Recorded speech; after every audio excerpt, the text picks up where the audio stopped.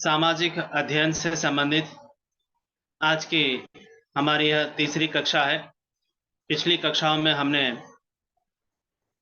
जनजातियों में सामुदायिक निर्णय किस प्रकार से लिया जाता है इसके बारे में अध्ययन किए थे, और उसी प्रकार साम्राज्य और गणराज्यों का उद्भव किस प्रकार से होता है इसके बारे में अध्ययन किया था। एक बार हम पिछले कक्षाओं से संबंधित एक बार रिपीट कुछ मुख्य बिंदुओं को रिपीट करें, पुनरावृत्ति करें तो अच्छा होगा। तो सबसे पहले हमारी कक्षा थी उस समय जनजातियों में सामुदायिक निर्णय। तो सबसे पहले इससे पहले भी 2022 के टेट में एक प्रश्न पूछा गया था। तो प्रश्न था कि गौण आदिवासी जनजातियों के बारे में अध्ययन करने वाले मानव विज्ञानी कौन थे, एंथ्रोपोलॉजिस्ट कौन थे कि जिनका नाम है फ्यूरर हेमन डॉर्फ ने। किस अवधि में इन्होंने गौण जनजातियों के बारे में अध्ययन किया? 1940 से लेकर 1950 तक। उसके बाद हमने पिछली कक्षा में देखा है कि साम्राज्य और गणराज्यों का उद्भव किस प्रकार से होता है। क्या मेरी आवाज सभी को सुनाई दे रही है? तो चैट बॉक्स में इस कहिए।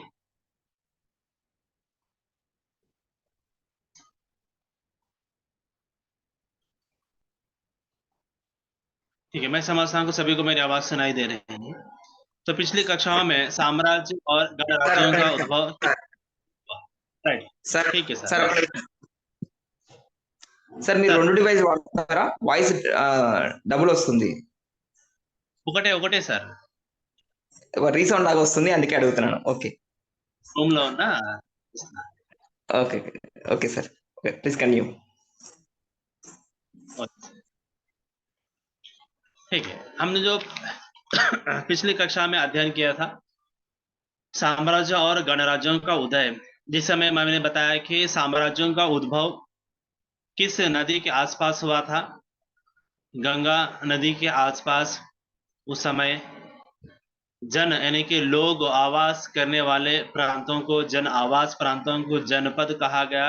जो बड़े गांव थे उन्हें महाजनपद या बृहद जनपद कहा गया था। इसके बारे में हम जानकारी प्राप्त की थी।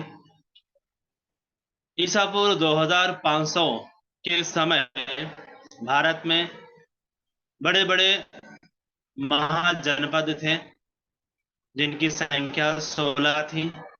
16 रहने के कारण ही इस 16 महाजनपदों को षोडशा महाजनपद के नाम से हमने इसके बारे में भी आपको पिछले कक्षा में जानकारी दी गई थी।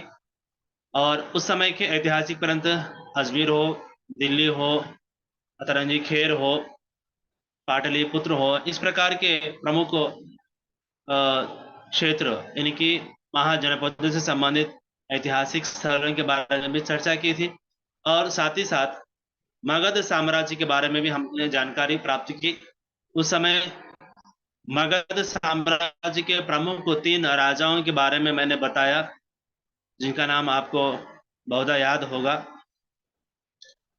जैसे सर दर्द होता है तो हमने बाम लगाते हैं, जब बाम यानी कि बिंबिसार, बिंबिसार, ये अजातशत्रु, यम महापद्मानंद के नाम से हमने जाना, जिन्होंने मगध साम्राज्य का विस्तार पूरे भारत के भूभाग क्षेत्रों में राज्य का विस्तार किया था।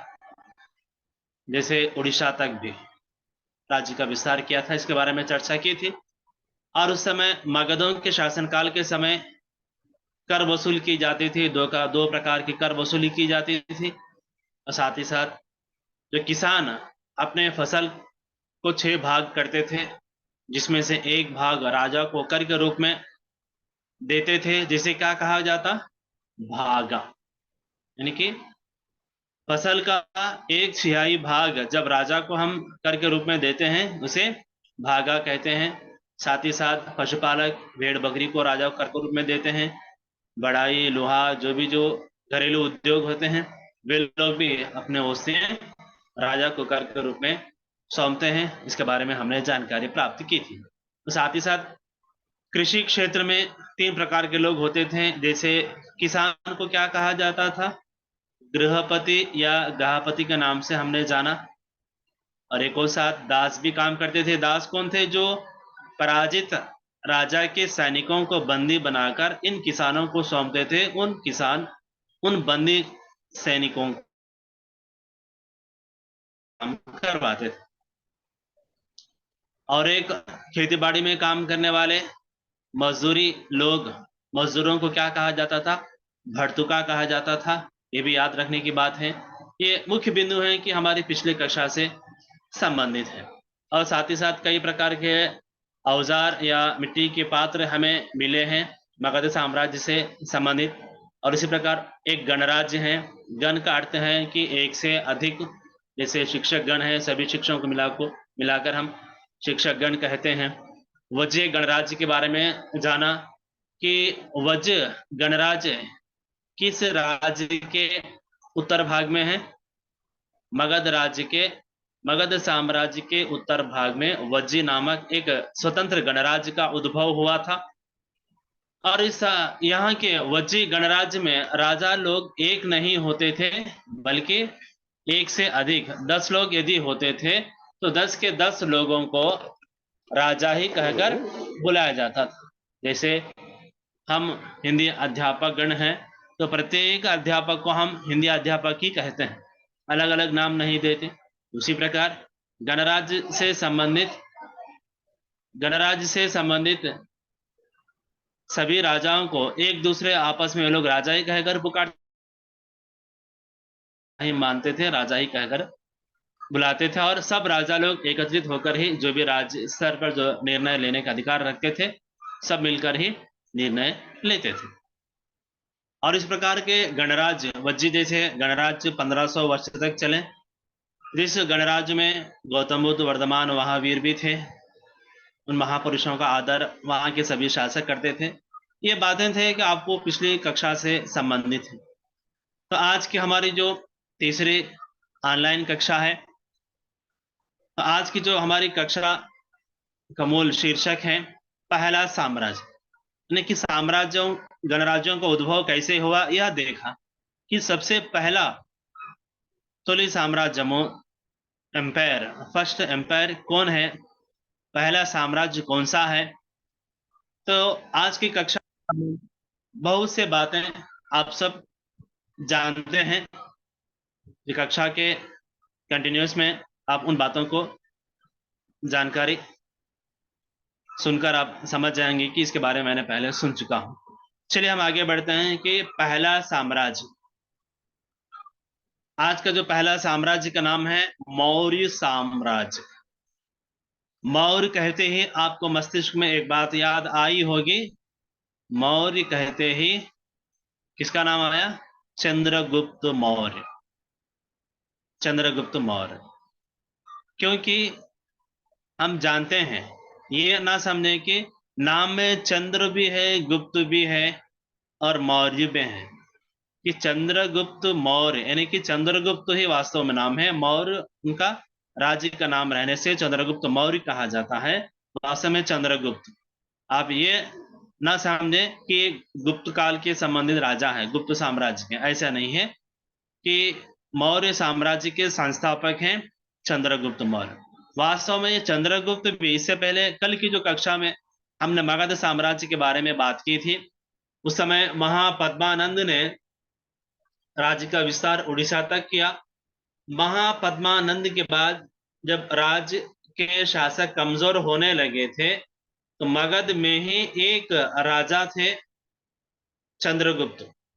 ये चंद्रगुप्त मौर्य ने अपने आप में ही जिस प्रांत का शासन देखभाल करते थे चंद्रगुप्त, उस प्रांत के को अपने आप साम्राज्य बनाया, अपने आप ही वो राजा घोषित कर लिए, सम्राट घोषित कर लिए।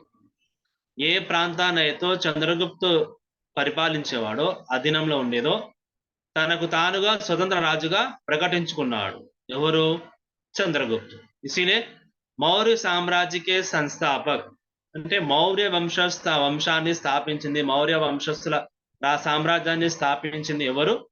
चंद्रगुप्त। निखिल चंद्रगुप्त याद रखना चाहिए कि यह प्रश्न आपको पूछा जा सकता है। इससे पहले भी कई बार इस प्रकार के प्रश्न पूछे गए हैं। जैसे कि ಶಾತವಾಹन के स्थापक कौन है? शातवाहन साम्राज्य स्थापकुడు ఎవరు? श्रीमुख थे। तो इस प्रकार के प्रश्न अगले टेट परीक्षा में भी पूछा जाए। हो सकता है कि मौर्य साम्राज्य का संस्थापक कौन है? कौन है? चंद्रगुप्त मौर्य साम्राज्य के संस्थापक हैं। और उसी प्रकार चंद्रगुप्त के पुत्र हैं बिंदुसार। याद रखें, आपको मगध में बिंबिसार आ गया, यहां बिंदुसार, कंफ्यूज ना हो। चंद्रगुप्त से याद रखें, चंद्रगुप्त, उनके पुत्र हैं बिंदुसार। बिंदुसार के पुत्र हैं आपको अशोक। आप जानते हैं, सब लोग जानते हैं, सम्राट अशोक, अशोक चक्रवर्ती। सम्राट का अर्थ होता है कि चक्रवर्ती, अशोक चक्रवर्ती, यानी कि भारत में आदि सम्राट में सबसे पहले आदि सम्राट माने जाते हैं चंद्रगुप्त। चंद्रगुप्त भारत देश आदि चक्रवर्ती పేర్కొంటారు। తొలి చక్రవర్తిగా పేర్కొనే వ్యక్తి చంద్రగుప్తు। చంద్రగుప్తు కుమారుడు बिंदुसारुడు, बिंदुसार कुमारुడు अशोक। इसका अर्थ है कि अशोक के पिता बिंबिसार और बिंबिसार के पिता चंद्रगुप्त। आप दुविधा में मत होइए कि सीधा हम सब जानते हैं रिश्तों के बारे में कि अशोक के दादा कौन है? चंद्रगुप्त। इस प्रकार से आपको याद रखना होगा। मैं थोड़ा सा प्रयास करता हूं यहाँ।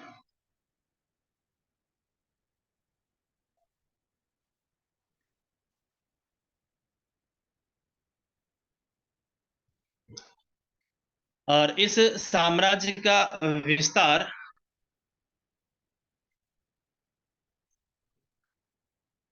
इस साम्राज्य का विस्तार बहुत बड़ा साम्राज्य है। यह साम्राज्य अफगानिस्तान से लेकर दक्षिण के कर्नाटक तक इस साम्राज्य का विस्तार था। उसी प्रकार पूर्व में भी इस साम्राज्य का विस्तार हुआ करता था।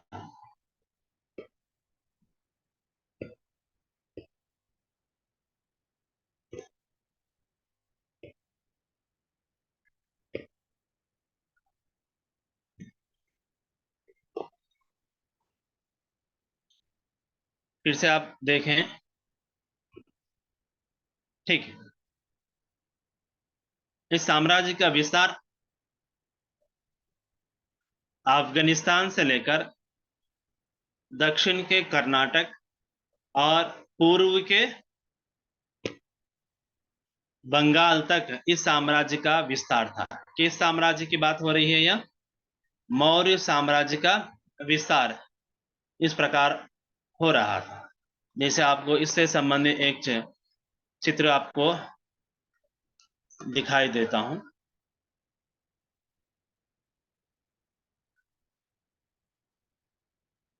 ये है, देखिए उस समय, ये तो अशोक से संबंधित है।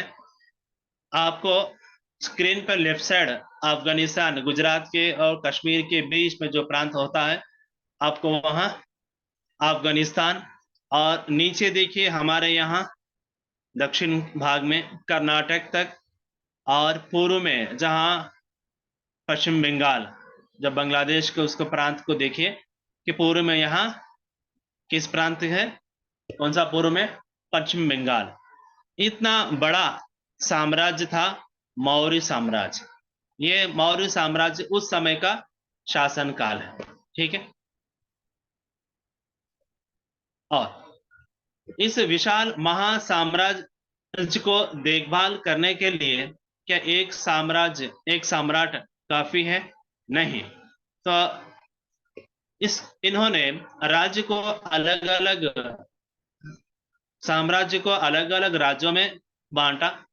वैसे वास्तव में ये मौर्य साम्राज्य की राजधानी होती थी उस समय पाटलिपुत्र, जो वर्तमान में हम बिहार की राजधानी पटना से जानते हैं। मौर्यों की राजधानी पाटलिपुत्र थी, जो वर्तमान में हम पटना के नाम से जानते हैं। और इस पाटलिपुत्र के चारों ओर के जो भी क्षेत्र होता है, उस क्षेत्र का देखभाल सीधे सम्राट के संपर्क में आ जाता है।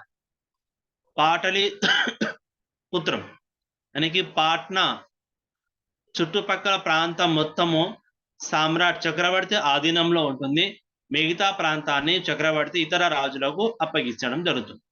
तो वो चारों ओर के क्षेत्र का संपर्क सीधे राजा के अधीनस्थ होता है।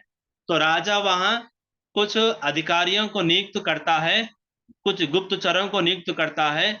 वे लोग राजा के आज्ञा को वहां स्थानीय गांव तक ले जाते हैं, वहां पालन करते हैं, आज्ञा का पालन करते हैं। और वे लोग अधिकारी लोग किस प्रकार से काम कर रहे हैं या नहीं, इनकी भी देखभाल करना। आजकल हम लोग इंटेलिजेंस अधिकारी जो कहते हैं, उस प्रकार के गुप्तचरों को भी नियुक्त करते हैं। यानी कि वे लोग गुप्तचर क्या करते हैं, इंटेलिजेंस के अधिकारी किस प्रकार की देखभाल, अधिकारी किस किस प्रकार से काम कर रहे हैं, कर किस प्रकार से वसूल कर रहे हैं, या कर का भुगतान सम्राट को सौंपा रहे हैं या नहीं, कर न देने पर किस प्रकार का दंड दिया जा रहा है, इत्यादि शासन संबंधी सीक्रेट रिपोर्ट गुप्तचर किसे सौंपते हैं, सम्राट को जाकर अपनी जो भी रिपोर्ट होती है उन्हें सौंपते हैं। और अन्य जो पाटलिपुत्र के अन्य जो क्षेत्र होते हैं, जैसे तक्षशिला, उज्जैन है, स्वर्णगिरी है, इस प्रकार के राज्य हैं। इन राज्यों को देखभाल करने के लिए राजकुमारों को सौंपते हैं। తక్షశిల, ఉజ్జయిని, స్వర్ణగిరి లాంటి ఇతర రాజ్యాలను చూడడానికి రాజకుమారులను అక్కడ రాజుగా నియమించేవారు। सीधे इन्हीं राजाओं को एक और नाम दिया जाता है, राज्यपाल। राज्यपाल का अर्थ होता है, हम लोग जानते हैं गवर्नर को हम राज्यपाल कहते हैं कि राज्यपाल क्या है, यहाँ के राज्य के देखभाल को नजरअंदाज करते हैं, देखते हैं कि यहाँ शासन किस प्रकार से चल रहा है। ठीक उसी प्रकार उस समय भी, मौर्य साम्राज्य के समय भी चंद्रगुप्त ने क्या किए, कुछ राज्यों के लिए राज्यपालों को नियुक्ति की है। वे लोग शासन किस प्रकार से कर रहे हैं या नहीं, इसकी देखभाल होती है। तो सीधे आप याद रखें, तक्षशिला, उज्जैन, स्वर्णगिरी जैसे राज्यों को देखभाल करने वाले राजाओं को क्या कहते हैं, राज्यपाल कहा जाता है। इन राज्यपालों को स्वतंत्र निर्णय लेने का अधिकार दिया जाता है। वे लोग उस अपने उदाहरण के तौर पर तक्षशिला को दिया गया है, तो तक्षशिला राज्य के पूरे राज्य का देखभाल वही राज्यपाल करेगा, या कर वसूल करना है, या प्रजा को जो भी सुविधाएं उपलब्ध कराना है, जो भी सड़क का निर्माण करना है, या पेड़ पौधे या कुएं या नहर इत्यादि जो भी कामकाज होते हैं, शासन संबंधी जो भी देखभाल है, यही राजा लोग करते हैं। और यहाँ पे सम्राट द्वारा जो निर्देश राजदूत होते हैं, वो राजदूत राजा को लाकर अपने राजा की आज्ञा को देते हैं। రాజదూతలు यानी कि దూతలు, చక్రవర్తి యొక్క దూతలు, చక్రవర్తి యొక్క ఏదైతే ఆజ్ఞ రాజా దూతలకు ఇచ్చి పంపుతాడో, ఆ దూత लोग क्या करते हैं, राजा को आकर उस बात को बताते हैं। यानी कि यहाँ चक्रवर्ती के राज को मध्य ఎవరుంటారు, दूतल, यानी कि राजदूत कहते हैं इन्हीं को। सम्राट और राज्यपाल यानी कि राजा के बीच संपर्क में रहने वाले व्यक्ति हैं राजदूत। वे लोग सम्राट की जो निर्देश समाचार को राजा को पहुंचाते हैं, और राजा के द्वारा दी गई समाचार को सम्राट तक पहुंचाते हैं। इस प्रकार से उस समय राजदूतों की नियुक्ति भी की जाती है, क्योंकि साम्राज्य का विस्तार बहुत बड़ा है। अभी हमने देखा कि अफगानिस्तान से लेकर दक्षिण में कर्नाटक तक और पूर्व में बंगाल तक, इतना बड़ा साम्राज्य को केवल एक ही सम्राट देखभाल करना, ये उनके लिए संभव नहीं। इसीलिए वो राजा उनको नियुक्ति करता है, और राजाओं को जो भी सूचना या संबंधी जानकारी देना है, राजदूतों द्वारा उस सूचना संबंधी जानकारी दी जाती थी। और यहाँ एक विशेष बात को ध्यान में रखना चाहिए। मैं समझता हूँ कि आप लोग रनिंग नोट्स पे लिख रहे होंगे, क्योंकि मैंने कहता हूँ आप सुन लिए, उसके बाद में भूल जाते हैं। कि कुछ की पॉइंट्स होते हैं, जो पॉइंट आपको इंपॉर्टेंट लगती है वो पॉइंट को आप नोट कर लें। तो जैसे मौर्य साम्राज्य में तक्षशिला एक ऐसे राज्य है। तक्षशिला में सोने की खान है, हमने बताया। सॉरी, स्वर्णगिरी में, स्वर्णगिरी यानी कि नाम में ही स्वर्ण है, सोना है। तो यहाँ स्वर्णगिरी में सोने की खान है। बंगारू 20 गनुలు అక్కడ ఉన్నాయి। सोने की खान का अर्थ होता है गनी, जैसे बोग्गू गनी कहते हैं, कोले की खान कहते हैं। उसी प्रकार బొగ్గు గనులు ఏ విధంగా అయితే ఉంటాయో అక్కడ బంగారపు గనులు కూడా किस प्रांत में है? स्वर्णगिरी में सोने की खान है। याद रखें, मौर्य साम्राज्य का एक राज्य का नाम है तक्षशिला, सॉरी स्वर्णगिरी। स्वर्णगिरी में सोने की खान है। और उसी प्रकार तक्षशिला भी विदेशी वस्तुओं के लिए प्रख्यात है। तक्षशिला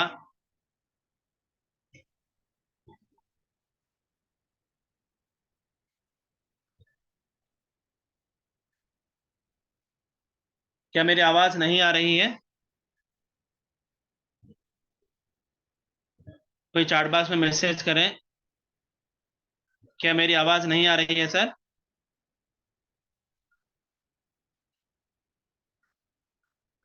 राइट, आ रही है, ठीक। नहीं,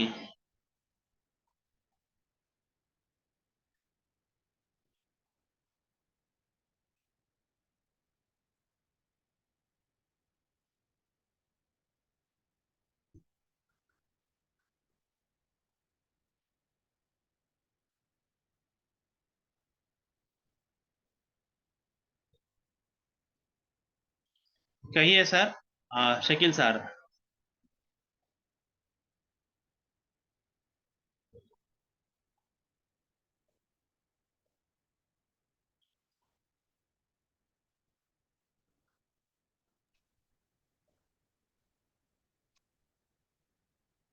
ठीक है सर, आप जो भी है पूछ सकते हैं, मैंने अनम्यूट कर दिया है।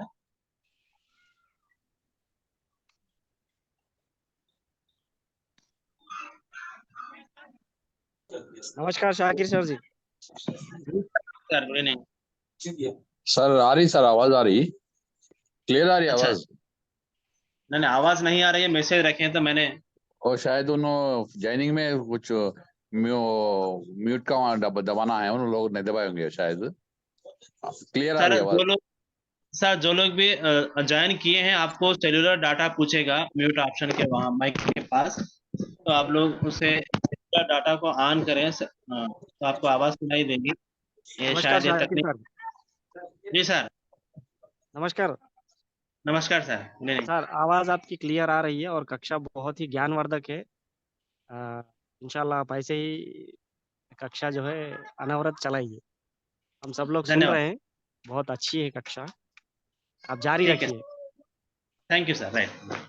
और इसी प्रकार हम लोग अभी तक बात किए हैं कि तक्षा शिला में विदेशी वस्तु, एक राज्य से दूसरे राज्य की ओर व्यापारी लोग गुजरना पड़ता है, व्यापारी लोग आगे चलना होता है। साथ ही साथ जिस प्रकार से स्वर्णगिरी में सोने की खान के लिए प्रसिद्ध है स्वर्णगिरी, उसी प्रकार तक्षशिला में भी व्यापारी लोग वहां से गुजरना होता है, आना जाना होता है। तो देश विदेशी व्यापारी लोग उस समय करते थे। तो उस तक्षशिला में विदेशी वस्तुओं के लिए वह राज्य भी प्रख्यात है। अब अभी हम लोग देखते हैं कि अशोक यानी कि गुप्तों के, सॉरी चंद्रगुप्त मौर्यों के काल में 3 राजाओं के बारे में उल्लेख किया है मैंने, जैसे चंद्रगुप्त सी, बिंदुसार बी, अशोक ये, यानी कि रिवर्स में याद रखें ABC। जैसे पिछली कक्षा में बाम को याद रखें, बिंबिसार, अजातशत्रु, महापद्मानंद, उसी प्रकार आज आपको याद रखना होगा ABC, यानी कि रिवर्स मोड में आपको आना है। अशोक, अशोक के पिता बिंदुसार, बिंदुसार के पिता सी चंद्रगुप्त, यानी कि चंद्रगुप्त मौर्य साम्राज्य के संस्थापक हैं। उनके पिता, उनके पुत्र बिंदुसार है, बिंदुसार के पुत्र अशोक है। लेकिन अभी हम यहाँ अशोक के बारे में, अशोक सम्राट के बारे में हम चर्चा करेंगे, बात करेंगे, उनकी क्या महानता है, क्या विशेषता है। सभी लोग हम जानते हैं, अशोक कहते ही कलिंग युद्ध आता है।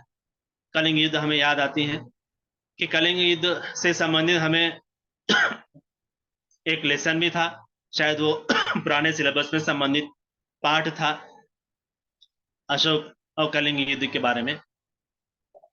उस पाठ को एक बार आप याद कर लें तो याद होगा कि अशोक मौर्य शासकों में सबसे प्रसिद्ध शासक है।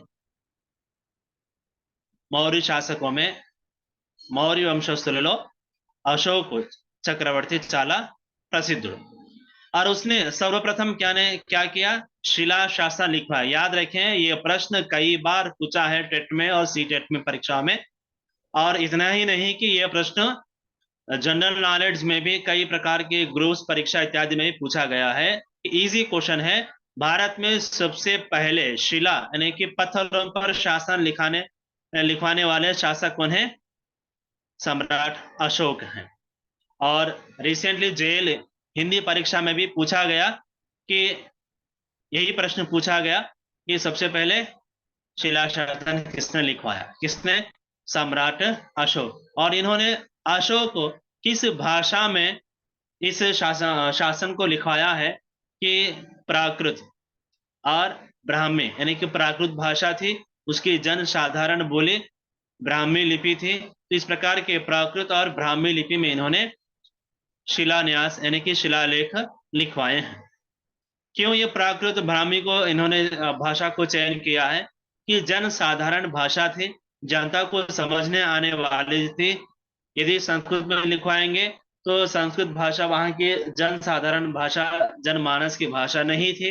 इस कारण उन्होंने जब जनता को समझाना है, जनता को कुछ बताना है, तो जन साधारण भाषा में ही ब्राह्मी लिपि और प्राकृत भाषा को ही उन्होंने उपयोग किया था। और इस प्रकार से उन्होंने एक युद्ध भी किया जो ऐतिहासिक युद्ध है।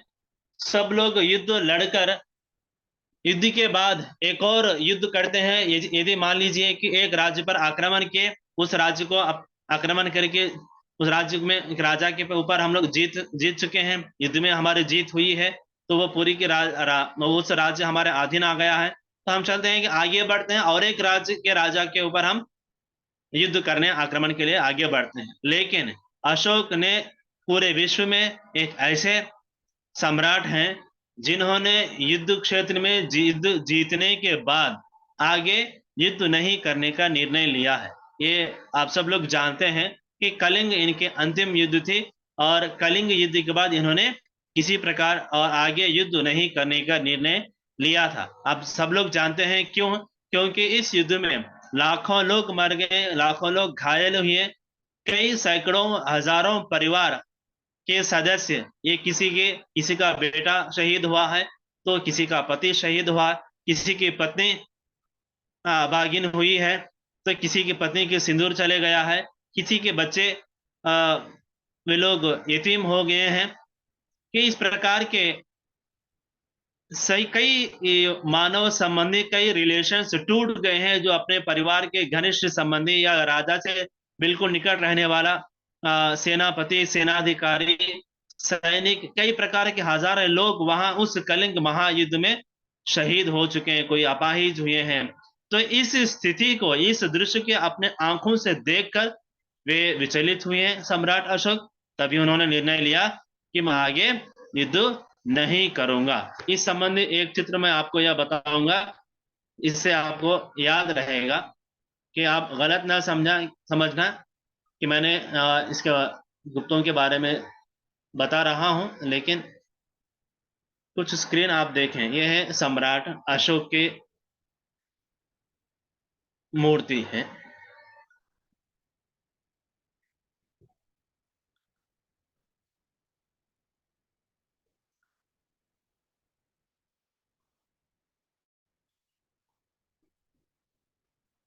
और इस युद्ध के बाद इन्होंने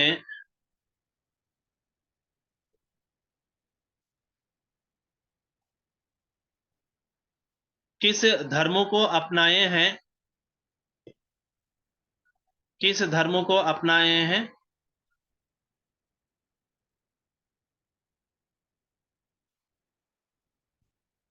बौद्ध धर्म को इन्होंने अपनाए हैं। मैं आपको एक चित्र बताने की कोशिश कर रहा हूं।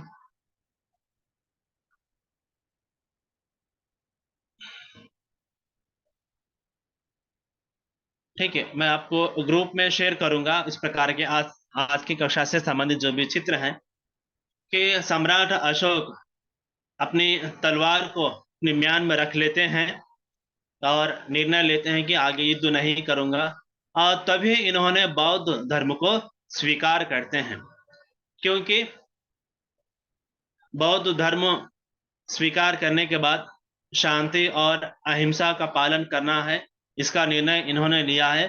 तभी इन्होंने धम्मा को अपनाया। धम्मा एक प्राकृत शब्द है। धम्मा याद रखें, परीक्षा में पूछा भी जा सकता है। धम्मा प्राकृत शब्द है, संस्कृत भाषा से उपजा है। संस्कृत में धर्म है, यानी कि संस्कृत के धर्म शब्द को हम प्राकृत में धम्मा कहते हैं। इस प्रकार इन्होंने सम्राट अशोक ने बौद्ध धर्म अपनाए हैं, बौद्ध धर्म प्रचार करने के लिए, यानी कि इनके पुत्र भी युद्ध ना करें और घायल ना हो और शहीद ना हो, कई लोगों की सुख जीवन शांतिमय रहे, इस के निर्णय के आधार पर इन्होंने युद्ध नहीं करने का निर्णय लिया और साथ ही साथ अपने पुत्र और पुत्री को भी धर्म प्रचार के लिए भेजा। और इन्होंने राजा सम्राट अशोक ने बौद्ध धर्म प्रचार करने के लिए धामा महामात्र नामक अधिकारियों की नियुक्ति की। याद रखें, यह प्रश्न भी इससे पहले विगत जो जितने भी टेट परीक्षा में हुई हैं, इस पाठ से अब तक लगभग 3 या 4 प्रश्न पूछे हैं। एक प्रश्न सीधा था कि शिलान्यास सबसे पहले किसने लिखवाया है? अशोक। एक और प्रश्न भी आया है इससे पहले टेट में कि अशोक ने धर्म प्रचार करने के लिए किन अधिकारियों की नियुक्ति की? धामा महामात्रा। धामा महामात्रा नामक अधिकारी, इनका काम क्या है? धर्म प्रचार करना और जगह जगह पर धर्म संबंधी शिलाओं को लिखवाना इनका मूल उद्देश्य था। और इतना ही नहीं, यह धर्म न केवल भारत में बल्कि इस धर्म का प्रचार सीरिया, मिस्र, मतलब इजिप्ट, श्रीलंका, चीन, तिब्बत इत्यादि देशों में ये बौद्ध धर्म का प्रचार किया। यानी कि ये बौद्ध धर्म न केवल भारत का धर्म बन के ये विश्व धर्म का रूप धारण कर लिया। किनके कारण? अशोक के कारण। और इस प्रकार का महत्वपूर्ण संदेश इन्होंने धर्म संबंधी संदेश दूसरों को दिया। और इतना ही नहीं बल्कि ये धर्म सहिष्णु भी थे। अशोक अपने बौद्ध धर्म के साथ साथ सभी धर्म के लोगों का, सभी धर्मों का भी आदर करते थे।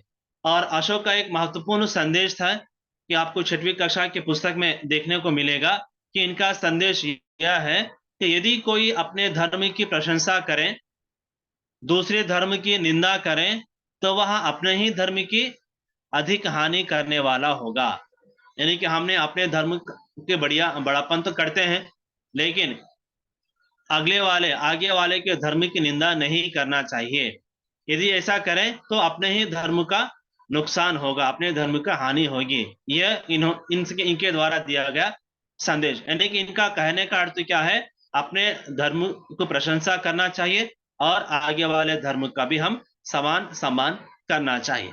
ये था हमें मौर्य साम्राज्य के बारे में ही, मौर्य साम्राज्य के बारे में पाठ और भी आगे जारी है कि यहाँ तक है मौर्यों के बारे में। यानी कि मौर्य की राजधानी पाटलिपुत्र, मौर्य साम्राज्य के संस्थापक हैं चंद्रगुप्त, उनके पुत्र बिंदुसार, उनके पुत्र अशोक। ये विश्व याद रखें, अशोक, बिंदुसार, चंद्रगुप्त। और इनका राज्य का विस्तार अफगानिस्तान से लेकर दक्षिण में कर्नाटक और पूर्व में बंगाल तक इनका राज्य का विस्तार था। राज्य की देखभाल करने के लिए इन्होंने राजकुमारों को नियुक्ति की, जैसे उज्जैन, तक्षशिला, स्वर्णगिरी जैसे राज्यों को देखभाल करने के लिए इन्हीं राजकुमारों को राज्यपाल कहा जाता था और गुप्तचरों को नियुक्त किया जाता था। और इन मौर्यों के सबसे प्रसिद्ध सम्राट थे अशोक। इनके बारे में हम कलिंग युद्ध किए। कलिंग युद्ध में एक और बात आपको याद रखना चाहिए, अशोक सम्राट बनने के कितने वर्ष के बाद कलिंग युद्ध की है? याद रखें कि अशोक सम्राट बनने के 8 वर्ष के बाद इन्होंने कलिंग युद्ध लड़ा।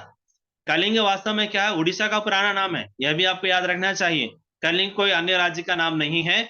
जैसे पाटलिपुत्र पटना का नाम है, उसी प्रकार उड़ीसा का नाम है, उड़ीसा का जो उड़ीसा हम बोलते हैं उसका नाम कलिंग था, कलिंग युद्धमो, यानी कि उड़ीसा था। ये भी पहली बार जो टेट लिख रहे हैं, यानी कि पहली बार online CBT computer based exam हम लिखने जा रहे हैं, तो हो सकता है कि प्रश्न पत्र सरल भी हो या कठिन भी हो या मध्यम भी हो, लेकिन इन मुख्य बिंदुओं को आप याद रखें कि कलिंग का नाम है उड़ीसा, पाटलिपुत्र का नाम है पटना, वर्तमान नाम है। और अशोक 8 वर्ष सम्राट बनने के 8 वर्ष के बाद ही कलिंग युद्ध की लड़ाई की है और इस युद्ध में जीत हुई है, फिर भी आगे युद्ध नहीं करने का निर्णय लिया। साथ ही बौद्ध धर्म को अपनाया और धर्म प्रचार करने अपने संतान को भी भेजा। साथ ही साथ धर्म प्रचार करने के लिए धामा महामात्रा नामक अधिकारियों की भी नियुक्ति की, और उसी प्रकार इन्होंने शिला शासनों को भी लिखाया। शिला शासन प्राकृत और ब्राह्मी लिपि में इन्होंने लिखवाया था। और इस प्रकार यहां तक थी मौर्य के बारे में। उसी प्रकार हम आगे चलते हैं, दक्कन राज्य और साम्राज्य। कि मौर्य साम्राज्य न केवल उत्तर भारत उस सीमित तक ही नहीं, बल्कि दक्कन में भी इस साम्राज्य का विस्तार हुआ। जैसे हमारे यहाँ तेलंगाना में 2 प्रमुख नदियां, जैसे दक्षिण गंगा के नाम से विख्यात गोदावरी क्यों ना हो, कृष्णा नदी, तुंगभद्रा नदी, इस नदी तक, इन नदियों के तट तक भी मौर्य साम्राज्य का विस्तार हुआ था। और यहाँ के लोग जन्मतः ही, यहाँ के लोग जो बलवान होते हैं, बलिष्ठ होते हैं, जिनके परिवार के लोग मुखिया के रूप में आगे आते हैं, तो उन लोगों को यहाँ राज्य की देखभाल करने के लिए दी जाती थी। और मौर्य राज्य के पतन के पश्चात, क्योंकि कोई भी राज्य आदि से लेकर अंत तक नहीं चलता, धीरे धीरे उस राज्य का पतन होना ही होता है, तो इसी प्रकार यहाँ भी मौर्य साम्राज्य आगे चलकर, क्योंकि अशोक ने युद्ध करने का निर्णय नहीं लिया, तो सीधी सी बात है कि वहां मौर्य साम्राज्य कमजोर होने लगा, क्योंकि दूसरे वाला, आगे वाला आक्रमण करने के लिए आया, तो वे लोग हम युद्ध नहीं लड़ते, शांति और अहिंसा की बात करेंगे, तो वो लोग आसपास के प्रांतों को आक्रमण कर लेते हैं। इस प्रकार से मौर्य साम्राज्य धीरे धीरे धीरे धीरे धीरे पतन हुआ। तब पतन होने के बाद आंध्र के प्रांत में, यानी कि हमारे यहाँ तेलंगाना संयुक्त आंध्र प्रदेश में शातवाहन नामक एक साम्राज्य की स्थापना हुई। याद रखें, मौर्य साम्राज्य के पतन के पश्चात दक्कन प्रांत में, दक्कन ही यानी कि हमारा जो तेलंगाना प्रांत है, यह मूल तेलंगाना प्रांत दक्कन कहलाता है। दक्कन पठार भी है, दक्कन पीठभूमि कूड़ा अंटाम देने। तो ये दक्कन राज्य यानी कि संयुक्त आंध्र प्रदेश के जो उसका विशाल भूभाग, अधिकतर भूभाग संपूर्ण तेलंगाना, साथ ही साथ आंध्र प्रदेश भी आएगा। तो ये तेलंगाना, ये में कौन से किस साम्राज्य का उद्भव हुआ? शातवाहन साम्राज्य का उद्भव हुआ। ये शातवाहन साम्राज्य नर्मदा नदी के तट से लेकर कृष्णा नदी और गोदावरी नदी, उस नदी के डेल्टा प्रांत यानी कि आंध्र प्रदेश के प्रांत तक भी इस साम्राज्य का विस्तार हुआ, वहां तक ये साम्राज्य बना रहा। किस साम्राज्य की बात कर रहे हैं? शातवाहन। मौर्य साम्राज्य के पतन के बाद दक्कन में शातवाहन साम्राज्य की स्थापना हुई। याद रखें, हमेशा हम नदियों की बात ही करते हैं, क्योंकि नदियों के आसपास ही लोग बसेरा करते हैं, लोग आवास प्रांत बनाते हैं। तो इसी प्रकार यहाँ शातवाहन कहने से ही आपको याद होना चाहिए कि नर्मदा, और वैसे तो कृष्णा और गोदावरी नदी की तो हम जानते हैं, और हमेशा ये शब्द हमारे जिह्वा पर आने लगती है। तो याद रखें कि नर्मदा, गोदावरी और कृष्णा नदी के तट और इसके डेल्टा प्रांत तक शातवाहन साम्राज्य की विस्तार हुआ था। और शातवाहन साम्राज्य के में भी कुछ महान, कुछ प्रमुख शासक होते हैं। इससे पहले भी प्रश्न टेट में परीक्षा पूछा गया था कि शातवाहन साम्राज्य के स्थापक कौन है? श्रीमुख, శ్రీముఖుడు శాతవాహన సామ్రాజ్య व्यवस्थापकुడు, यानी कि शातवाहन साम्राज्य की नींव किसने डाली? श्रीमुख शातवाहन ने श्रीमुख शातवाहन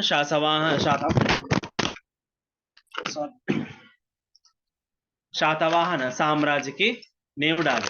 क्या मेरी आवाज सुनाई दे रही सर? और फोन थोड़ा सा नीचे हुआ था, कृपया चैट बॉक्स में एस करें।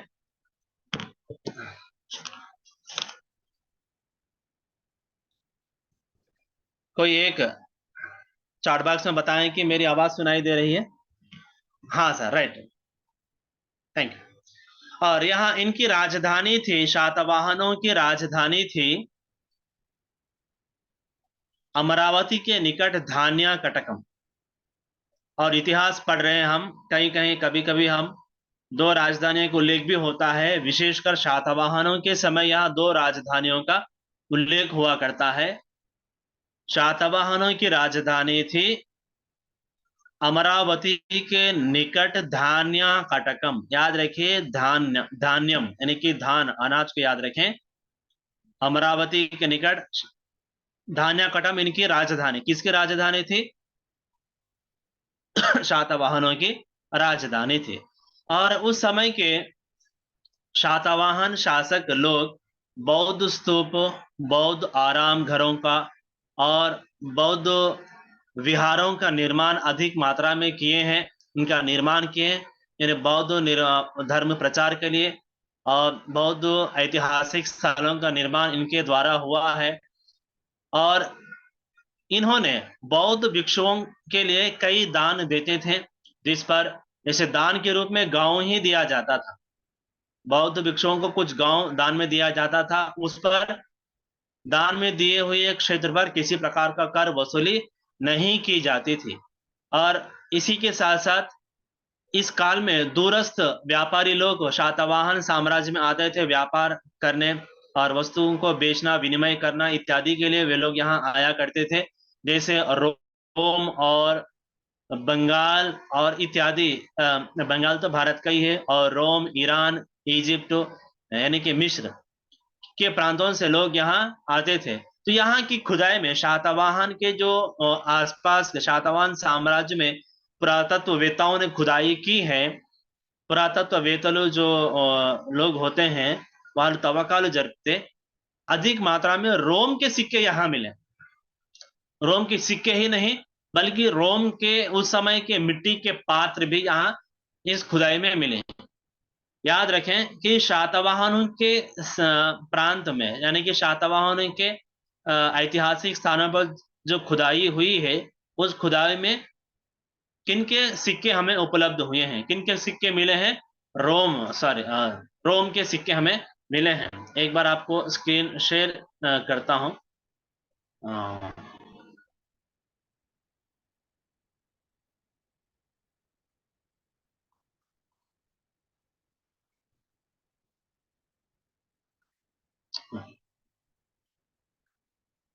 ये देखिए, उस समय शातवाहनों के एक और प्रमुख राजा हैं गौतमी पुत्र शातकर्णी। ये उस समय का सिक्का है और ये उस समय के सिक्के हैं, शातवाहन शासनकाल के समय के सिक्के हैं जो खुदाई में मिले हैं। कोटिलिंगाला ये भी उनकी एक राजधानी है, आगे बताऊंगा। कोटिलिंगाला में जो मिले हुए घड़ों के टुकड़े यानी कि मिट्टी के पात्र, मट्टी पात्रालय का मुक्कल, और पुलमोवी यानी कि वशिष्ठ पुत्र पुलमोवी जो कहते हैं तेलुगु में, उनकी मूर्ति सिक्के पर मुद्रित हुई है।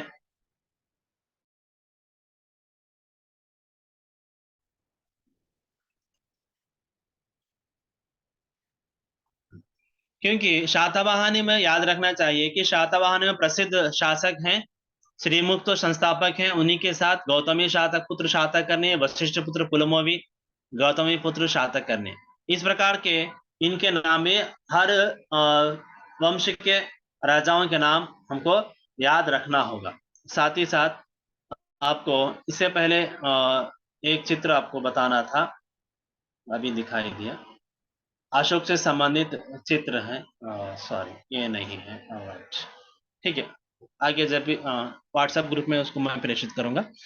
शातवाहन को काल में एक और राजधानी है कोटिलिंगाला। इससे पहले मैंने आपको बताया कि शातवाहनों की राजधानी अमरावती के निकट धान्यकटकम है। साथ ही इनकी एक और राजधानी है कोटिलिंगाला। भले ही हमारे नागरिक हैं लिंगाला कहने से, लिंगाला एक मंडल है, लिंगाला एक प्रख्यात प्रांत है कि उसे हम दुंगलिंगाला से नाम जानते हैं, कि साधारण तौर पर दुंगलिंगाला के नाम से जानते हैं। लेकिन ये लिंगाला नहीं है, शातवाहनों का लिंगाला हमारे नागर कर्नूल जिला का कोटिलिंगाला नहीं है, बल्कि यह कोटिलिंगाला राजधानी है शातवाहनों की। ये संयुक्त करीमनगर जिले का प्रांत है। करीमनगर उम्मड़ी करीमनगर जिला का प्रांतము कोटिलिंगाला। ఈ కోటిలింగాల కూడా శాతవాహనుల యొక్క రాజధాని। परीक्षा में पूछा जाए कि कोटिलिंगाला की राजधानी कौन सी है, आपको ऑप्शंस में धान्यकटकम है तो धान्यकटकम सही उत्तर है, कोटिलिंगाला है तो कोटिलिंगाला सही है, दोनों में कोई एक है तो कोटिलिंगाला है तो कोटिलिंगाला सही है, धान्यकटकम है तो धान्यकटकम सही। यदि दो भी है तो आप दोनों में किसी एक का उत्तर आप देने पर भी आपको मार्क्स ऐड हो जाएगा, क्योंकि कभी कभी एक प्रश्न के लिए दो ऑप्शंस में गलत दिया जाता है, लेकिन बाद में ऑब्जेक्शन करने पर आपको मार्क्स ऐड हो जाएंगे। इसमें किसी प्रकार की दुविधा नहीं है, क्योंकि सारे के सारे प्रश्न आपको सोशल कंटेंट यानी कि टेक्स्ट बुक से ही मिलेंगे, और यदि आप ऑब्जेक्शन भी करेंगे टेक्स्ट बुक से ही करेंगे, हम वही पढ़ाते हैं, वही आपको परीक्षा में उसी प्रकार के प्रश्न वही कंटेंट से संबंधित प्रश्न पूछा जाएंगे। ये आपको एक और बात ध्यान में रखना है, मैंने कहा कि उम्मड़ी करीमनगर जिला के संबंधिंచిన ప్రాంతము कोटिलिंगाला, लेकिन अभी न्यू डिस्ट्रिक्ट्स हैं तेलंगाना के 33 जिला हैं, तो ये 33 जिला में जगित्याला में आता है। अभी ये कोटिलिंगाला किस जिला में आता है, जगित्याला। याद रखें, आपको उम्मड़ी करीमनगर नूतन जिला जगित्याला जिला का एक प्रांत है कोटिलिंगाला, जो शातवाहन के उस समय की राजधानी थी। और ये शातवाहन कोटिलिंगाला प्रांत कहाँ है, वहां एक जलाशय है, जैसे श्रीपाद एल्लमपल्ली बांध आनकट्टा, यानी कि एक प्रोजेक्ट है, डैम है श्रीपाद एल्लमपल्ली जो डैम होता है, उस डैम के उस ऊपरी भाग में यह कोटिलिंगाला प्रांत है जो शातवाहन की। और एक और बात भी है कि ये कोटिलिंगाला शातवाहनों की राजधानी नहीं, बल्कि मैंने आपको पिछली कक्षा में बताया कि 16 महाजनपद थे, जिसे षोडशा महाजनपद कहा गया। उन 16 महाजनपदों में से एक जनपद का नाम है अस्मका। अस्मका की राजधानी भी कोटिलिंगाला है। याद रखें, 16 महाजनपदों में हमारे तेलंगाना से संबंधित भी एक महाजनपद है जिसका नाम अस्मका है। चाहे आप अस्मा के नाम से भी याद रखें या आसाम के नाम से भी याद रखें, लेकिन अस्मका एक नाम है, एक महाजनपद है जिसकी राजधानी थी कोटिलिंगाला, यानी कि कोटिलिंगाला शातवाहनों के साथ साथ अस्मका महाजनपद की भी राजधानी थी। ये बात को आप याद रखना चाहिए। और अभी आपको मैं स्क्रीन शेयर किया कि इस कोटिलिंगाला के प्रांत में मिट्टी के पात्र, उस समय के सिक्के, राजाओं से संबंधित सिक्के भी मिले हैं, और मुख्य तौर पर रोम के सिक्के। यदि विदेशी सिक्के मिले हैं तो रोम के सिक्के हमें यहाँ अधिक मिले हैं। और इस कोटिलिंगाला के अतिरिक्त शातवाहन के कुछ प्रमुख क्षेत्रों के नाम भी हैं, जैसे कनिगिरी, नेलकोंडापल्ली, कोंडापुरम, धूलिपट्टा, पेद्दबंकूरू, कीसरगुट्टा, ये सारे के सारे बौद्ध आराम क्षेत्र, स्तूप, विहार, इस प्रकार के क्षेत्रों के प्रांत हैं, यानी कि शातवाहनों के कुछ ऐतिहासिक स्थानों के शहरों के नाम है। कौन से? फणिगिरी है, नेलकोंडापल्ली है, कोंडापुरम है, धूलिकट्टा है, पेद्दबंकूरू है, कीसरागुट्टा, इस प्रकार के। ठीक है, ये नाम आपको सिर्फ जानकारी देने के लिए उतना इंपॉर्टेंट नहीं है, लेकिन याद रखना चाहिए।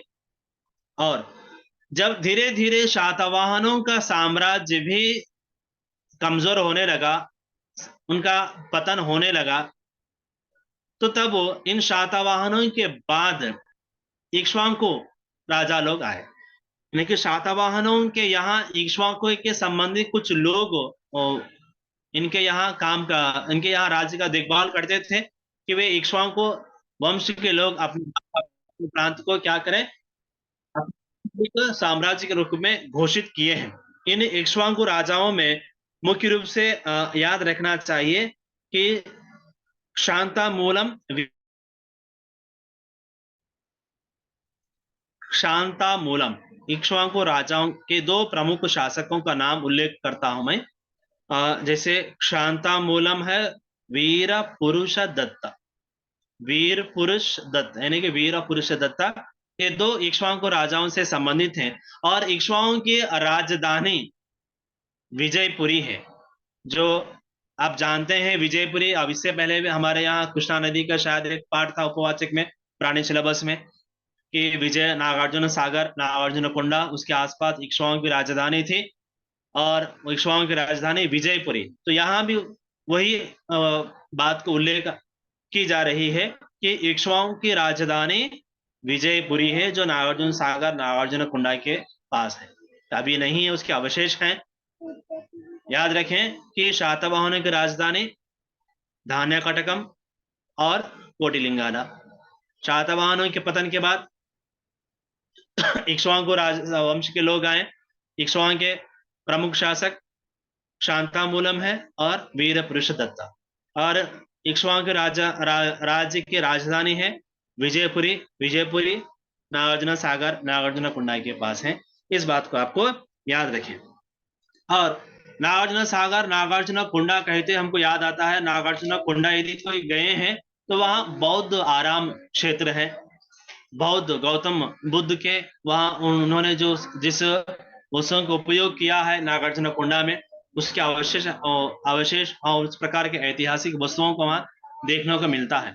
इसका अर्थ तो हुआ कि शातवाहन लोग भी बौद्ध धर्म का प्रचार किया, बौद्ध धर्म को बढ़ावा किया। उसी साथ इक्ष्वाकु राजा लोग भी या उनके घरेलू में रहने वाले उनकी पत्नियां रानी लोग भी बौद्ध भिक्षुओं को दान देते थे। कई आराम घर, बौद्ध स्तूपों और बौद्ध मठों का भी निर्माण किए हैं। यानी कि शातवाहन वंश के लोग और इक्ष्वाकु राजा के वंश के लोग बौद्ध धर्म को प्रचार और प्रसार में अपनी सक्रिय महत्वपूर्ण भूमिका निभाई थी। ये है आपको मौर्य शासन। मौर्य शासन में अशोक, मौर्य शासन के पतन के बाद शातवाहन, शातवाहन के पतन के बाद दक्षिण में इक्ष्वाकु राजाओं की बात। यहां तक हमने किसकी बात की? मौर्य साम्राज्य के पाठ से संबंधित है। इन मुख्य बातों का हमने अवलोकन किया, अवबोध किया, समझ चुके हैं। और इसके बाद हम अभी बात करते हैं भारत के अन्य प्रमुख साम्राज्य।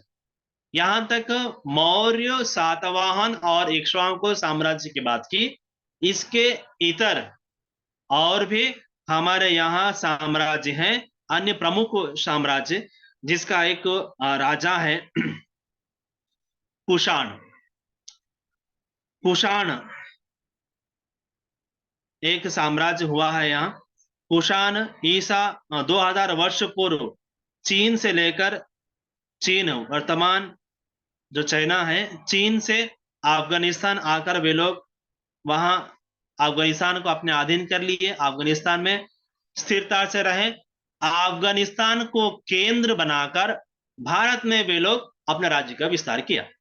इसका अर्थ है कुषाण लोग भारत के लिए नहीं बल्कि मध्य एशिया के चीन से आए हुए लोग हैं, राजा हैं।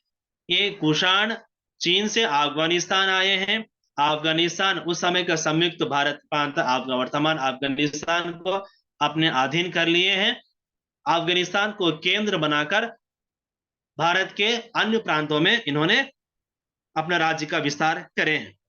और कुषाण राजाओं में प्रमुख राजा है कनिष्क, के कुषाण, और प्रमुख शासक हैं कनिष्क, के। और पाकिस्तान में पुराने सिलेबस में आता है, पाकिस्तान में कनिष्कापुरम, अपने ही नाम से कनिष्कापुरम नामक एक शहर का निर्माण भी इन्होंने किया है। यानी कि कुषाण, कनिष्क, कनिष्कापुरम। ठीक है, अभी हमारे सिलेबस में कनिष्कापुरम का उल्लेख नहीं है, तो यह याद रखें कि कुषाण साम्राज्य के कुषाण वंश का एक प्रमुख शासक है कनिष्क। कनिष्क को याद रखना होगा।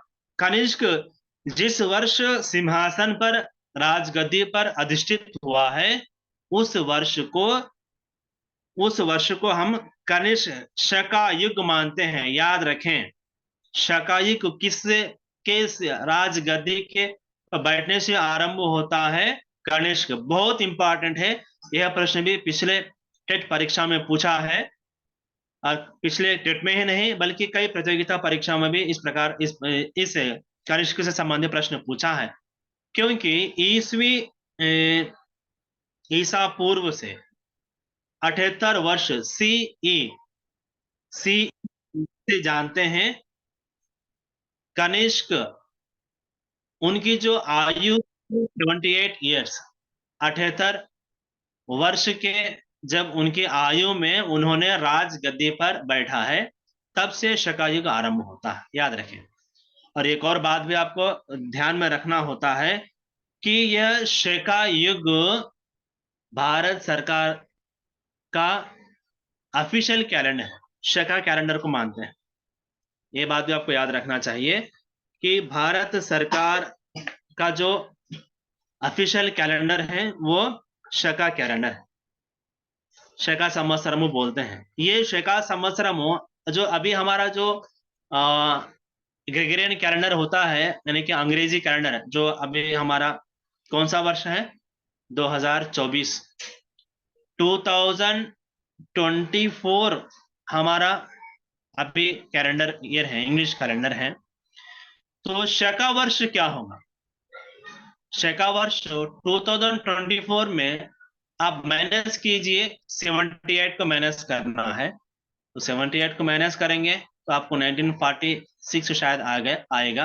तो ये 1946 क्या है? शका वर्ष है, शका संवत्सरम, शका संवत्सरम 1946 शका वर्ष है, और अंग्रेजी के हिसाब से 2024 है। यह याद रखें कि परीक्षा में इस प्रकार के प्रश्न भी पूछने की संभावनाएं अधिक हैं, क्योंकि कनिष्क यहाँ हुआ है, राज सिंहासन पर बैठा है, तो उससे ही शका युग आरंभ होता है। और यह शका युग भारत सरकार का ऑफिशियल कैलेंडर भी है। जैसे हमारे तेलुगु में उगादी कैलेंडर मानते हैं, उगादी नव वर्ष यहाँ हमारे यहाँ एक मानते हैं, तो हमारे यहाँ इस्लामिक कैलेंडर मानते हैं मुस्लिम लोग।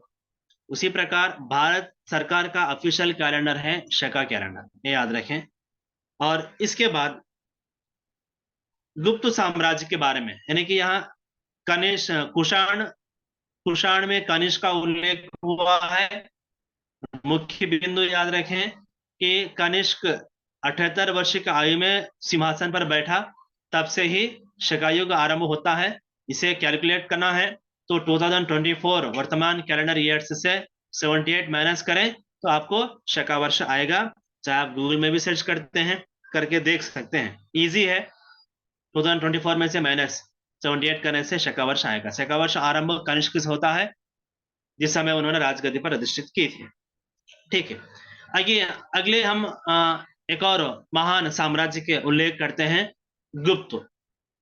గుప్తుల కాలం। మౌర్యుల కాలం అయిపోయింది, శాతవాహనుల, इक्ष्वाकु, कुषाण। अभी हम गुप्तों के बारे में, गुप्त साम्राज्य एक बहुत बड़ा साम्राज्य है। गुप्त साम्राज्य ये बिहार के प्रांत से आरंभ हुआ है। ये गुप्त साम्राज्य 3 पीढ़ियों के, गुप्त वंश के 3 पीढ़ी के लोग गुप्त साम्राज्य पर शासन किए। जैसे गुप्त में चंद्रगुप्त वन है, इससे पहले भी हमको चंद्रगुप्त आया है, वो मौर्य का है, चंद्रगुप्त मौर्य है। या चंद्रगुप्त 1, समुद्रगुप्त, चंद्रगुप्त 2, कुमारगुप्त, स्कंदगुप्त, इस प्रकार के महान शासकों के नाम मैंने उल्लेख किया है। पुनः आपको लिख लें, या चंद्रगुप्त 1, समुद्रगुप्त, चंद्रगुप्त 2, कुमारगुप्त और स्कंदगुप्त। और भारतीय इतिहास के अनुसार यहाँ के लोग दो प्रकार के कर वसूल करते हैं।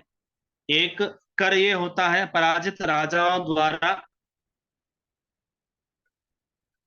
पराजित राजा इनके सामंत बनते हैं तो वो हर वर्ष इनको कुछ ना कुछ धनराशि देना होगा, ये एक प्रकार का कर है। दूसरे प्रकार का कर होता है तो अपने सामंत और राजाओं से स्नेहपूर्वक व्यवहार रखते हैं तो उनसे भी कर वसूल, यानी कि पराजित राजाओं से भी करते हैं और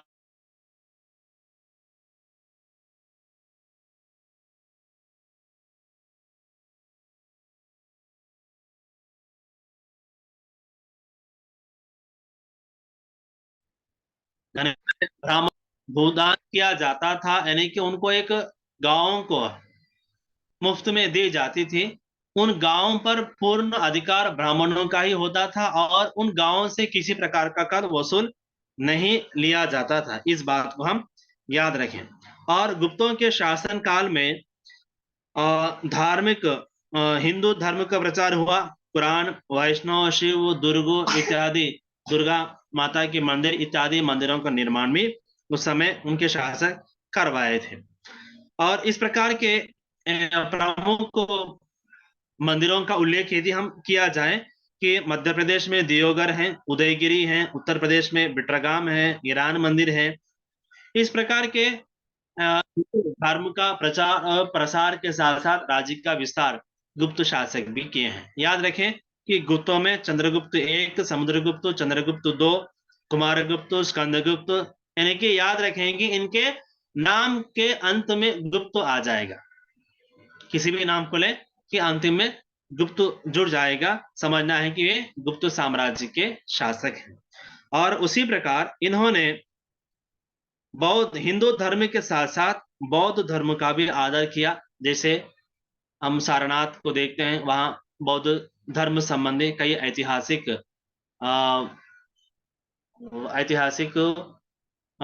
शिलान्यास हो, मूर्तियां हो इत्यादि हम बौद्ध धर्म के संबंधी वहां देखने को मिलता है। और इसी प्रकार इस गुप्तों के शासनकाल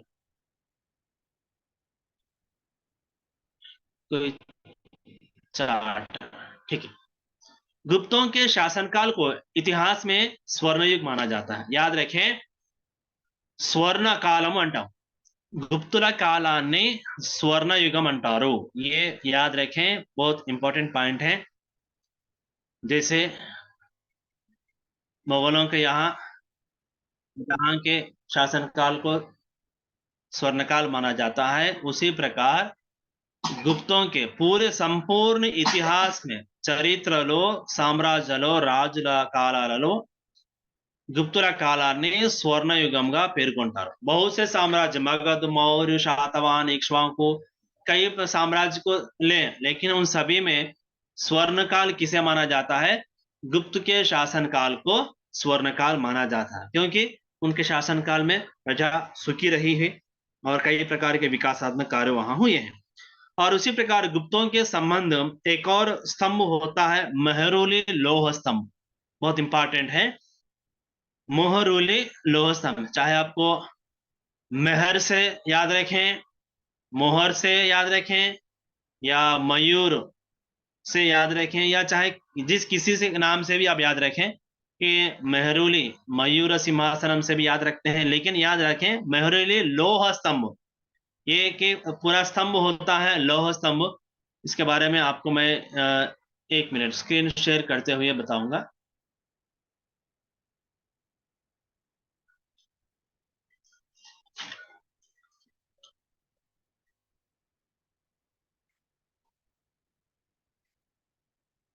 ये गौतमी पुत्र से संबंधित है, कोटिलिंगालय के सिक्के हैं। ये है मेहरुली लोह स्तंभ, इसी को कहा जाता है। ये उस समय के, ये गुप्त का साम्राज्य, यानी कि गुप्त का साम्राज्य इतना, ये बड़ा गुप्त का साम्राज्य का है स्क्रीनशॉट है। ये मेहरुली लोह स्तंभ है। इसके बारे में जानकारी देखें कि मेहरुली लोह स्तंभ चंद्रगुप्त II ने बनाया था। इसका निर्माण किसने किया? चंद्रगुप्त II। याद रखें, चंद्रगुप्त I, उनके पुत्र समुद्रगुप्त, समुद्रगुप्त के पुत्र चंद्रगुप्त II, यही चंद्रगुप्त II ने दिल्ली में एक मीनार है, कौन सा मीनार है? कुतुब मीनार। कुतुब मीनार के पास उसके निकटवर्ती में मेहरुली लौह स्तंभ का निर्माण चंद्रगुप्त II ने किया है। यही जो आप देख रहे हैं, यही लोह का स्तंभ है। ये लोह का स्तंभ चंद्रगुप्त II ने बनाया है। ये आज से लेकर 1700 वर्ष पूर्व इस लोह स्तंभ का निर्माण किया। किस लिए निर्माण, क्यों निर्माण करना पड़ा? कि चंद्रगुप्त II ने कई राज्यों को आक्रमण किया, कई राज्यों पर युद्ध में जीत उनकी हुई है, तो उनकी विजयों के प्रतीक में इस लोह स्तंभ का निर्माण किया। याद रखें, मेहरुली लोह स्तंभ कहने से ही आपको चंद्रगुप्त II याद होना चाहिए। यह मेहरुली लोह स्तंभ दिल्ली में है। दिल्ली में कुतुब मीनार है। कुतुब मीनार जिस प्रकार से आपको ऊपर अपने दृष्टि ऊपर रखकर आसमान की ओर देखना पड़ता है, उसी प्रकार इस मेहरुली लोह स्तंभ को भी इसी ऐसे ही आसमान के ऊपर देखना है, यानी कि उतना ऊंचाई पर है ये, और 1700 वर्ष से किसी प्रकार का ये शिथिल में नहीं आया है, यानी कि खराब नहीं हुआ है, जंग नहीं हुआ है, आज भी बिल्कुल नया सा दिखाई दे रहा है। ये है गुप्तों के शासनकाल से संबंधित कुछ मुख्य बिंदु के देखें कि गुप्तों में प्रमुख शासक हैं चंद्रगुप्त I, समुद्रगुप्त, चंद्रगुप्त II इत्यादि राजा हैं। और चंद्रगुप्त II की विशेषता है कि इन्होंने दिल्ली में अपने विजयों के प्रतीक में मेहरुली लोह स्तंभ का निर्माण किया, जो आज से 1700 वर्ष पूर्व इसका निर्माण किया, लेकिन आज भी एकदम नया सा दिखाई दे रहा है। और इसी के पश्चात आपको मौर्य संबंधी एक और बात आपको उल्लेख करना चाहता हूं मैं। मौर्य साम्राज्य के समय कुछ 2 बातें छूट गई हैं। मैं ये नहीं समझता कि जो बात छूटी है वो छूटने दो, क्योंकि परीक्षा में किसी भी अंश को लेकर प्रश्न पूछा जा सकता है। कि यहाँ फिर से मौर्य साम्राज्य के यहाँ आइए। मौर्य साम्राज्य में चंद्रगुप्त मौर्य ने मौर्य साम्राज्य का निर्माण किया, स्थापना की है, नींव डाली है। कि चंद्रगुप्त मौर्य के पास इनके एक प्रधानमंत्री थे, ये मंत्री थे। भले ही आपको समझ में आया होगा कि चाणक्य। कौन थे? चाणक्य। इन्हीं को कौटिल्य भी कहते थे। कौटिल्य यानी कि अर्थशास्त्र किसने लिखे? कौटिल्य। कौटिल्य का एक और नाम है चाणक्य। चाणक्य यानी कि राजनीति को में विशेषता पटु रखते हैं, किस प्रकार की राजनीति को अपनाना चाहिए। आज भी हम उसका उपयोग करते हैं कि हमने चाणक्य नीति से बहुत से हम चाणक्य नीति के द्वारा हमने एक योजना को रची है, इससे हम कुछ प्राप्त किए, कुछ जीत प्राप्त किए हैं। किस प्रकार से चाणक्य अर्थशास्त्र लिखे हैं। अर्थशास्त्र में क्या है? राज्य का देखभाल किस प्रकार करना है, राज्य का शासन, राज्य की रणनीति, युद्ध की रणनीतियां। जिस प्रकार बाबा साहेब अम्बेडकर ने संविधान को लिखे हैं, तो किस प्रकार के नियमों को, किन अनुच्छेद, किन धाराओं की किस प्रकार से राज्य का देखभाल, नियम किस प्रकार से हम संविधान के धाराओं के आर्टिकल के अनुसार ही हम भारत सरकार चलती है, या किसी भी हम भारत सरकार चलती है, या चाहे स्थानीय सरकार हो, राज्य सरकार हो, या केंद्र सरकार हो। उसी प्रकार उस समय भी सरकार किस प्रकार से चलना है, किस प्रकार की नीतियों को अपनाना है, इसके बारे में अर्थशास्त्र से हमें पता चलता है। कि ये अर्थशास्त्र को यदि हम पढ़ें, यानी कि कौटिल्य के बारे में यदि हम पढ़ें, तो हम चंद्रगुप्त माने के मौर्य साम्राज्य के बारे में जानकारी मिलती है। एक और विदेशी है मेगास्थनीज। ये तो वास्तव में यूनानी है, यानी कि ग्रीक से भारत में उस समय के कई ऐतिहासिकार भारत में आए हैं, यहाँ के बारे में लिखे हैं। तो उनमें से एक और चरित्रकार जो हम कहते हैं, इतिहासकार हैं, मेगास्थनीज। मेगास्थनीज भी एक ग्रंथ की, एक ऐतिहासिक ग्रंथ की रचना की है, इंडिका। फोन आप जानते हैं, मेगास्थनीज आई इंडिका, या तो इंडिका कार को भी आप याद रखें कि मेगास्थनीज ने इंडिका नामक एक ग्रंथ की रचना की है। इस ग्रंथ को यदि हम पढ़ें तो मौर्य साम्राज्य के बारे में जानकारी मिलती है। तो याद रखना है कि हमें मौर्य साम्राज्य के बारे में 2 ऐतिहासिक पुस्तकों को पढ़ने से जानकारी मिलती है। एक इंडिका है जिसे मेगा सीरीज ने लिखी, दूसरी पुस्तक है अर्थशास्त्र जिसकी रचना चाणक्य या इनका एक और नाम है कौटिल्य। ये किसके मंत्री थे? कौटिल्य। कौटिल्य किसके मंत्री थे? चंद्रगुप्त के मंत्री थे। ये थी आज की जो थोड़ी सी कक्षा लंबी क्यों ना हो, लेकिन जानकारी अधिक से जानकारी आपको देना था, देने का प्रयास भी किया हूँ। यदि आपको अच्छी लगी तो बेहतर है, तो यदि आपके सुझाव हैं तो हम स्वीकारने में हमेशा संसिद्ध हैं। और मैं चाहता हूं कि जो भी आज की कक्षा से संबंधित चित्र हैं या नोट्स हैं जो हमारे जो व्हाट्सएप ग्रुप हैं उस ग्रुप में मैं प्रेषित करूंगा। पर वास्तव में डाटा बहुत उसमें लिया जाता है जूम मीटिंग में। डाटा की भी समाप्ति भी हो रही है। साथ ही साथ मेरा जो समय था 6 से लेकर 7:30 तक, तो इस समय सीमा भी अभी समय भी बहुत करीब है। तो ये है पहले साम्राज्य यानी कि भारत के तोली साम्राज्यालों के उल्लेख किया है। मौर्य के बाद दक्कन में शातवाहन, इक्ष्वाकु, और शातवाहन के इक्ष्वाकु के साथ साथ हमने गुप्त, कुषाण इत्यादि राजाओं के बारे में रखा है। तो मैं समझता हूं कि आज की कक्षा सुचारू रूप से चली है। और यदि कोई टेट संबंधी या सोशल स्टडीज से संबंधित कुछ करने का प्रयास करूंगा। सब लोग पूछ सकते हैं, चैट बॉक्स के माध्यम से हो या अपना माइक अनम्यूट करके भी आप पूछ सकते हैं। जो लोग अपने नहीं किए करें, और जो लोग अपने करते समय जो मिस्टेक्स हुए हैं, एडिट ऑप्शन दिया गया है। एडिट ऑप्शन 20 तारीख तक रहेगा। साथ ही साथ न्यू एप्लीकेशन के भी 20 तारीख तक लिए समय सीमा है। तो मिस्टेक्स हैं सुधार लीजिए, और जो आप लोग अपने नहीं किए करें। याद रखें कि हमारे यहाँ टेट में विशेषतः हिंदी वालों के लिए जो स्कोरिंग सब्जेक्ट हैं, हिंदी के 30 मार्क्स और सोशल के 60 मार्क्स। ये 2 सब्जेक्ट्स को आप पढ़ेंगे, यानी कि समय भी कम है, बिल्कुल 40 दिन का समय ऐसा है। तो 40 दिन के समय में आप इन 2 विषयों में सब्जेक्ट्स में आप अधिक समय निकालें, अधिक से अधिक समय निकाल कर पढ़ें, तो आपका स्कोर इजी हो जाएगा और गेट ऑन हो जाएंगे। आशा करता हूं कि अगली कक्षा हमारी जो भी कक्षा होगी, जो 7वीं कक्षा की इतिहास से संबंधी होगी। आज की जो हमारी कक्षा थी ये 6th क्लास की हिस्ट्री से संबंधी है। ये 6th क्लास की हिस्ट्री यहीं तक समाप्त होती है। जो अगली हमारी जो कक्षा होती है वो 7th क्लास हिस्ट्री से होती है। तो आप लोग थोड़ा सा समय और अपनी प्रतिक्रिया यहाँ बताएंगे, थोड़ी बहुत चर्चा करेंगे तो अच्छा होगा।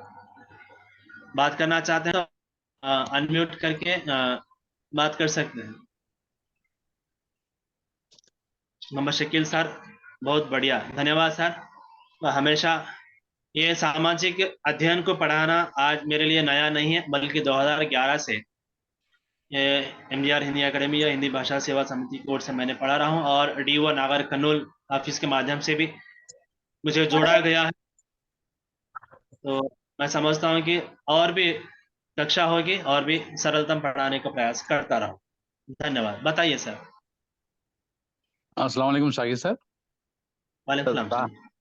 सर ये 6th to 10th तक पढ़ना या सोशल या 8th तक सर? नहीं सर, 6th से 10th तक पढ़ना होगा। जी सर। और 6 to 8 से ज्यादा क्वेश्चंस आएंगे, 9th 10th से क्वेश्चंस कम आएंगे। एक्चुअली नोटिफिकेशन में दिया गया है कि पेपर 2 इंटर लेवल तक होगा सब्जेक्ट स्टैंडर्ड। 6 to 10th पढ़ना स्टैंडर्ड 10th होगा, लेकिन अभी तक जितने सेट हुए हैं 6th 7th 8th से ज्यादा क्वेश्चंस आए हैं, और 9th और 10th से क्वेश्चंस आए हैं, लेकिन थोड़ा सा कम। ऐसा नहीं कि नहीं आते, जरूर आते, लेकिन प्रश्नों की संख्या कम होती है। आप बहुत अच्छा क्वेश्चन रेज करें सर। मैं आपको एक क्वेश्चन पेपर आपको मैं बताऊंगा।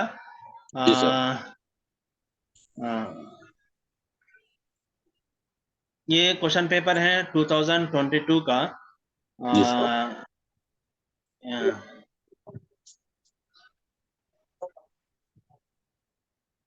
ये है। जी सर। हाँ, हाँ।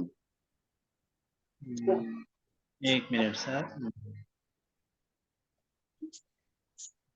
देखिए सर, क्वेश्चन नंबर 112 है, जी भूदान आंदोलन का लक्ष्य। ये कक्षा 8 से लिया गया है। एक ये इसके बाद प्रश्न संख्या 113 कक्षा 9 से, हमारे जो जी एमजीआर के book है उसमें भी पेज नंबर में ये मैटर है। जी और यहाँ 9th है, और उसी प्रकार आपको 10th क्लास के क्वेश्चंस भी आएंगे, अभी मैं आपको बताऊंगा।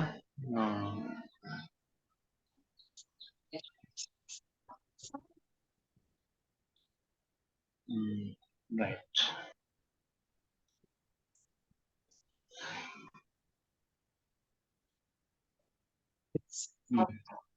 यहाँ देखिए सर, क्वेश्चन नंबर 101, जी पशु सर। मेले में खरीदी गई भैंसे हैं, ये इकोनॉमिक्स का क्वेश्चन है। ये जी जी 10th क्लास का है, पेज नंबर 10th क्लास के जो टेक्स्ट बुक है पेज नंबर 113 में है, इसके बारे में।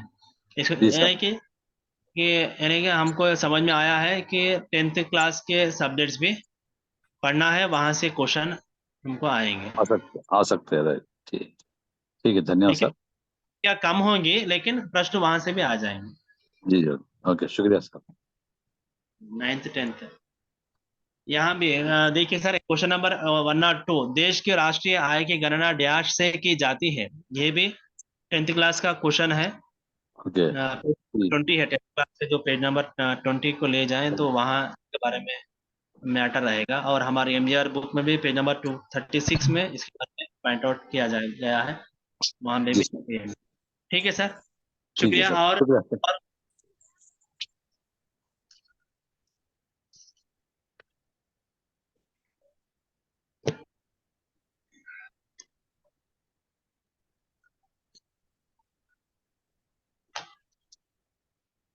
राइट, आशा करता हूँ कि आप सब सहमत हैं। आज की कक्षा यहीं समाप्त करते हैं। व्हाट्सएप ग्रुप में कैन यू सेंड नोट्स? ठीक है, ज़रूर, मैं व्हाट्सएप ग्रुप में आज की कक्षा से संबंधित जो भी नोट्स है मैं पोस्ट करूंगा, पिछली कक्षाओं से भी संबंधित पोस्ट किया हूँ। थैंक यू, धन्यवाद सर। Okay sir, right.